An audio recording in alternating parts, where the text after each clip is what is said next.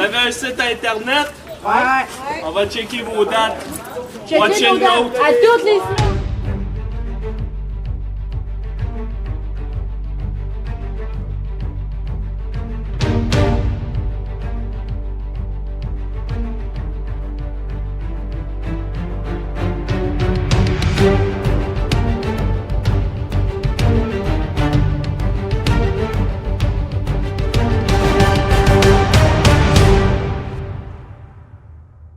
Bienvenue à travers la table, Road to Survivor Series. C'est le temps de l'année, mon TJ. Oui, où est-ce que les équipes de 5 strive to survive, comme tu disais dans le temps. Oui, dans le temps que. Il y en a eu des bons, hein, les Survivor Series, on va se le dire. Là. Il y en a eu Ouais, qui. T'aimes-tu mieux quand il y a un enjeu ou quand il n'y a pas d'enjeu? Ben, quand il y a un enjeu, c'est tout le temps plus le fun, peu importe c'est quoi. Ouais. Ouais. OK, En tout cas. parfait.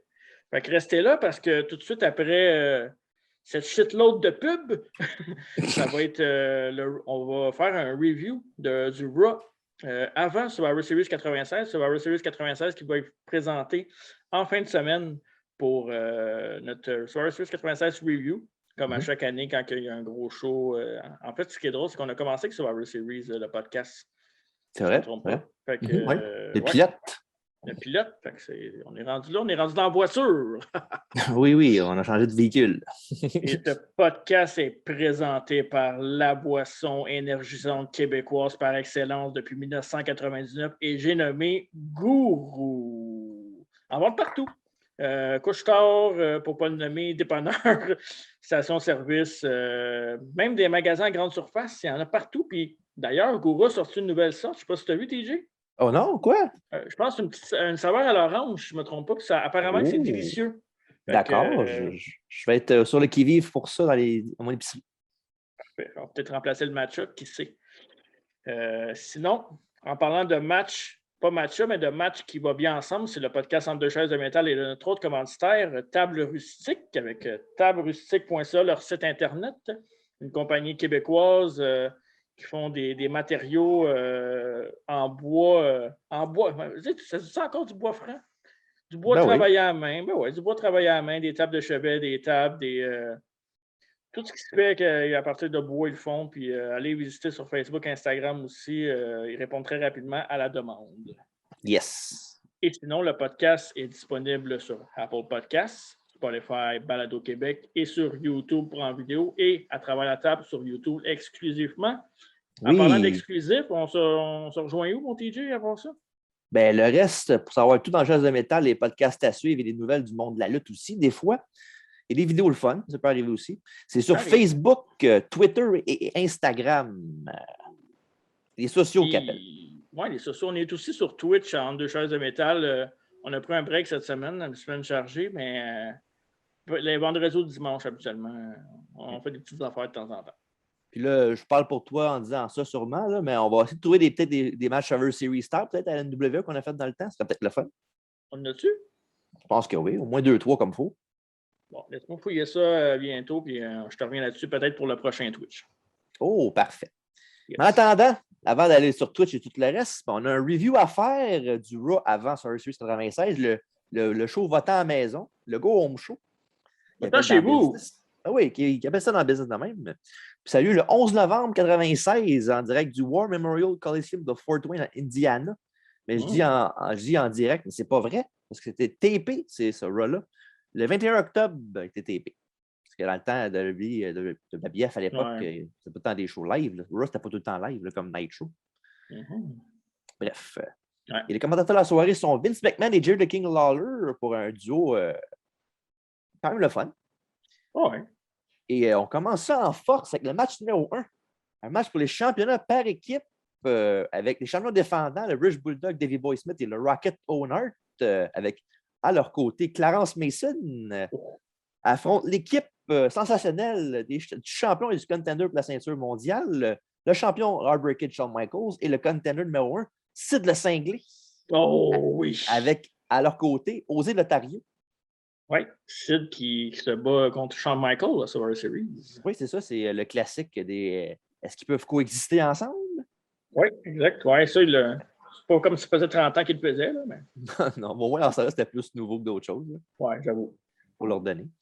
Et 3 semaines avant, à Raw, Sid avait affronté Owen Hart, mais à la fin du match, il y avait le Bulldog qui venait intervenir pour évidemment sauver son partenaire. Ceux qui connaissent la lutte savent ce qui s'est passé après. Shawn Michaels il venait à la rescousse de Sid. Et la semaine suivante, c'était le contraire. C'était Shawn Michaels contre le Bulldog quand Owen est arrivé pour intervenir et que Sid a fait le run-in pour aider. La semaine d'après, après ça, il y a eu un segment in-ring avec Sid et Shawn et qui a été interrompu par le Cam Cornette avec le Bulldog, Vader, Owen Hart et Jim Cornette, évidemment. Ouais. Et pendant la mêlée, il y a un moment où Shawn et Sid étaient dos à dos. Ils se battaient contre chacun de leurs gars.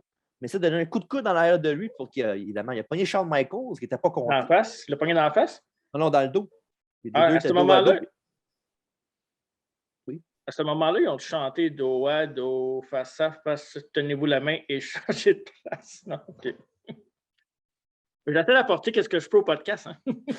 Je vois ça. Bien essayé. Parfait, c'est bon. Et après ça, c'est ça. Évidemment, il y a un peu de brasse camarade entre les deux. Les deux sont poussés, mais là, aujourd'hui, il faut savoir s'ils peuvent coexister pour savoir si ils peuvent donner challenge par équipe avant le pay-per-view. Yes. Et après ça, on a Vince qui s'en va au backstage à Stone Cold Steve Austin puis pour l'entrevue.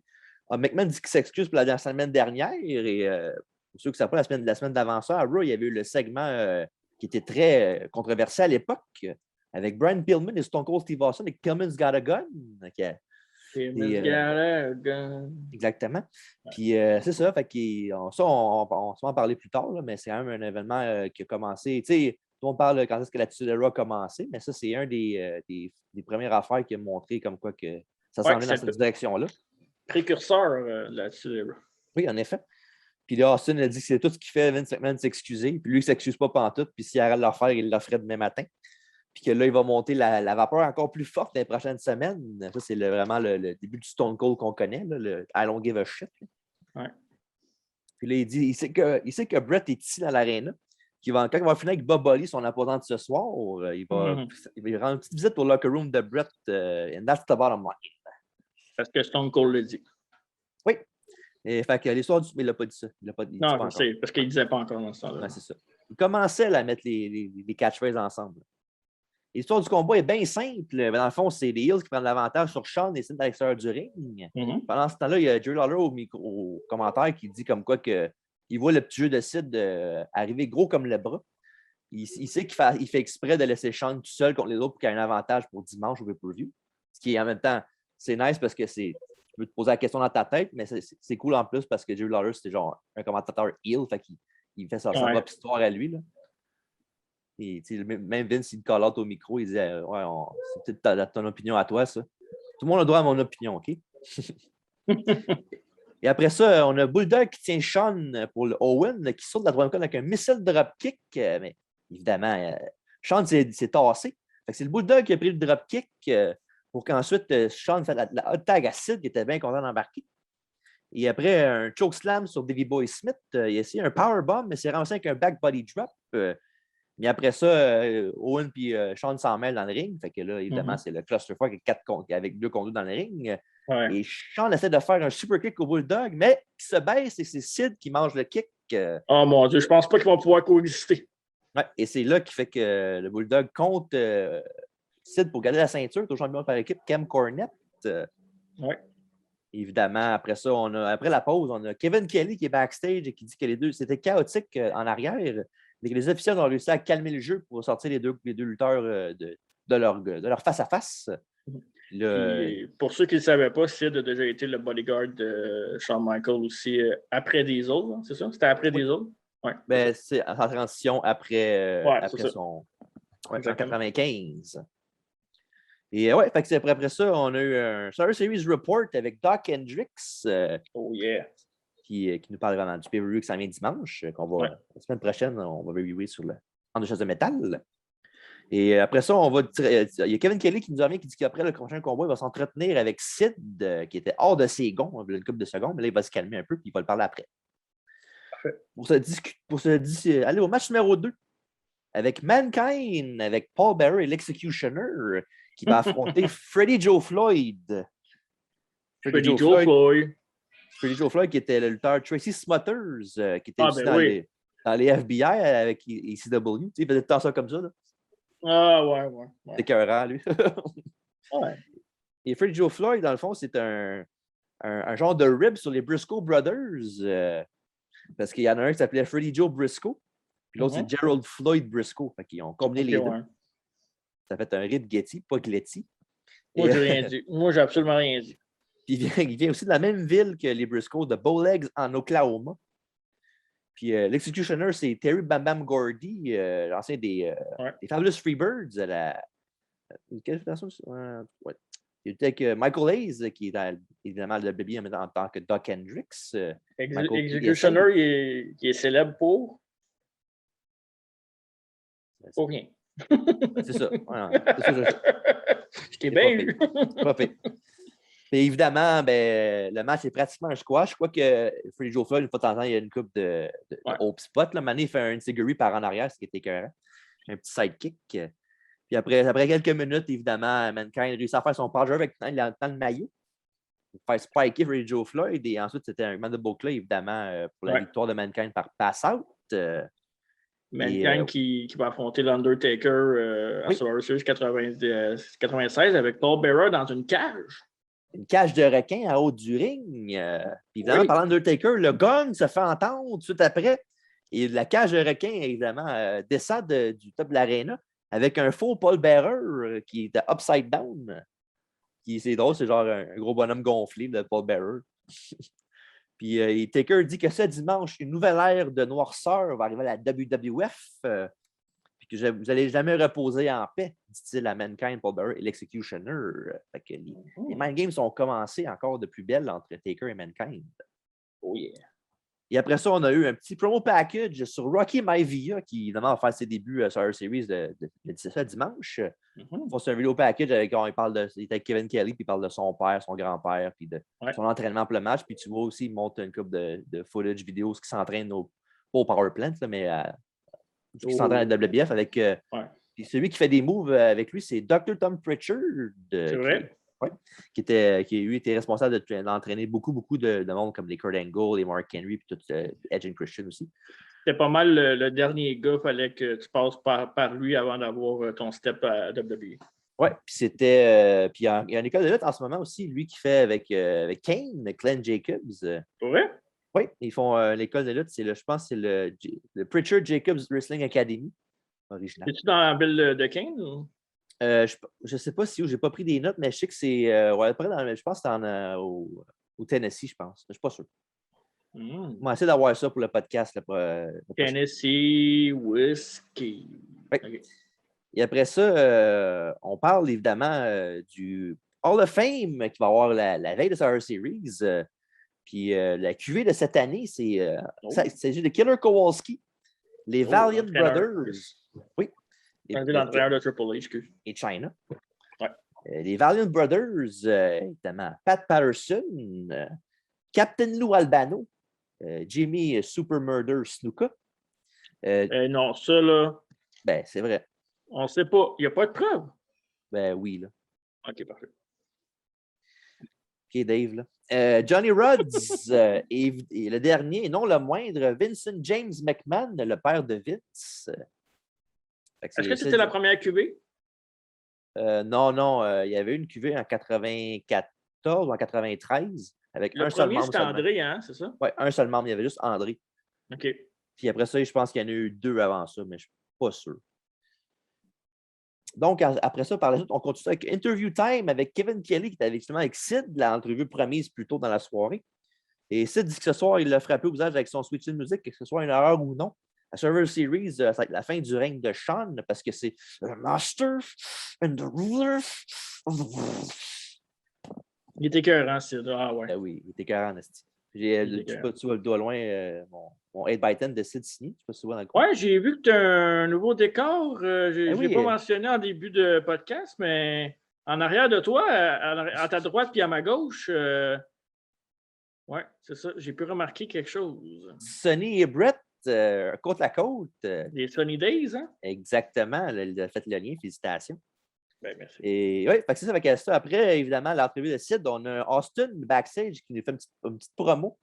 Il nous dit que Bob Holly va avoir une leçon de lutte ce soir et que ça ne va pas être très long, ça va être très bref. Et que pourquoi attendre jusqu'à dimanche, Brett, quand on peut faire ça ce soir? Oh, avec des menaces de Stone Cold. Après son interview time avec Kevin Kelly et Shawn Michaels. Et Shawn Michaels qui est en serviette. J'espère qu'il va payer 90$ pour ça. Il veut que Sid. Bon inside! Il veut que Sid réalise une chose. Que ce soir, c'était une erreur, super kick, mais que ça, dimanche, ça ne le sera pas. Avec le menton qu'il pourrait le faire de n'importe où dans le ring, il pourrait connecter. Puis ça, dimanche, il va rester champion parce qu'il est écœuré du manque de respect à travers la fédération à ses propos. Et ouais, après ça, on va avec le main event de la soirée, le match numéro 3. Stone Cold de Steve Austin qui affronte Bob Sparkplug Holly. Et évidemment, c'est un match pas pire, là, on va s'entendre. Bob Holly, c'est quand même un bon lutteur. Là. Oui, solide. Le fait, c'est son problème, c'est qu'il était trop solide. Fait qu'il n'y avait pas de push. C'était genre un gars pour mettre le monde over plus que d'autres choses. Mais il était bon, Bob Holly, dans le temps. Ouais. Il n'y avait pas un gros charisme non plus. Là, mais... Non. Surtout pas en Sparky Plug. Là. Non, exact. On a JR qui vient joindre King et Vince à la table des commentateurs. Puis après ça, on voit Brett qui regarde le match à travers ses jeux avec la télévision. Puis comme un être humain normal, face à face avec la TV, pas de côté de même comme ça. Si ça serait naturel, je ferais le podcast de même. Hein? Ouais. Je trouve que la vue est plus belle. Là. Bon, ouais, c'est ça. Et ouais, c'est comme quand tu vas dans un party et tu fais sur la TV de faire semblant que tu écoutes la TV pour parler à la personne. Hein? Moi, je ne fais pas semblant, c'est ça que je fais. Ouais, dans le fond, c'est vrai. Et puis après ça, Austin, dans le fond, Ali donne une certaine position à Austin, sauf que malheureusement, il fait une erreur de trop, M. Sparky Plug, et ça cause sa perte. Et un Stone Cold Stunner finit ça pour Stone Cold. Et après ça, après les replays du combat, on a Austin qui est rendu backstage devant la supposée locker room de Brett, locker room numéro 1. Évidemment. Et il dit à la caméra que c'est ça qu'il voudrait, qu'il rentre dans le locker room et qu'il casse la gueule avant dimanche. Mais c'est pas de même que Stone Cold fait ses opérations. Il va falloir que le monde paye pour voir ce combat-là. Puis là, avec raison. Après ça, il cogne à la porte de Brett en disant t'es chanceux, mon esti, je vais attendre la dimanche pour te casser la gueule. Et voilà. En fond, juste un peu qui était dedans, ça devait être genre Jesse James, on va faire la même. Fait que c'est ça. Oui, après ça, Austin et Brett pour s'en aller. Puis c'est même qu'on finit le Go Home Show pour le Survivor Series 96. Ça mettait vraiment la table pour un excellent pay-per-view qui s'en venait. Puis là, tu voyais que Stone Cold prenait beaucoup d'importance dans ce pay-per-view-là. Puis dans cette année-là, 96. Puis, tu sais, il y a un match, là, Stone Cold contre Brett à Survivor Series. Oui. Puis ça, c'est un match un excellent match. Ouais. Chef Kiss. Ouais. Puis, sinon, ben, toi, tu as aimé le show, toi, quand même? Qu'est-ce que tu as vu? Ouais. Ben, moi, je trouvais ça ordinaire, moi, comme Go Home Show. C'était juste. Il y avait beaucoup de parlage. Là. Ouais, beaucoup. Plus qu'autre chose, mais tu voyais qu'ils voulaient mettre il y avait 2 matchs en particulier qui voulaient mettre l'importance, Sid Michaels et Austin Brett. C'était pas mal ça. Là. Puis tout le monde qui a eu des gros matchs, il y avait des gros matchs au pay-per-view, que ce soit Mankind, Austin ou ben Brett et Sean. Là. Fait que, all in all, un show ordinaire, mais ça a fait la job. Oui, exact. Parlant de faire la job, notre job est terminé pour aujourd'hui. À travers la table, une autre excellente édition à travers la table est terminée. Là, il faut voir vers le futur. On va voir en fin de semaine, on ne sait pas quand, on ne veut pas faire de promesses, mais en fin de semaine, garantie, on va avoir sur le Series 96 de review qu'on va faire ensemble, live. Oui. Puis évidemment, après ça, on va avoir notre Twitch après, si Dieu nous le permet. On ne le fera pas à minuit ce fois-là. Oui. Puis évidemment, on va remercier nos commentaires de l'émission, gourou et tablerustique.ca, allez les voir évidemment. Et le podcast est disponible sur Balado Québec, Spotify, Apple Podcasts et YouTube en vidéo. Puis évidemment, Twitch et Facebook, Instagram, Twitter pour tous les autres trucs. Puis moi, je pense qu'on vous l'avait déjà dit, là, vite, au mois de décembre, on va avoir 2 semaines où il n'y aura pas de podcast, il va y avoir rien. Mais il n'y aura pas de bio non plus au mois de décembre. Mais en fin de semaine, lors de Survivor Series, on va vous annoncer, c'est-à-dire la prochaine bio qui va être au mois de janvier. Oui, puis évidemment, en janvier, on a les Rumble Time, Rumble Season, la meilleure saison, à mon avis, à la WWE. Ben oui. Ouais. Puis on va faire évidemment des. Vu qu'on a une biographie, on va peut-être faire juste un ou deux reviews, peut-être. On va voir. Ouais. Ah ouais, c'est quand même long là, de janvier jusqu'à. Parce que de février, mars, il n'y a pas grand-chose qui se passe dans le monde de la lutte. Là. On va s'arranger pour faire de quoi de bon, ça c'est sûr. Ouais. Fait que c'est ça. Fait que suivez-nous sur les réseaux sociaux comme on a dit. Puis on vous souhaite un merci beaucoup. Puis un mot de la fin, Marc, rapidement. Arriba! Ah, sacrément.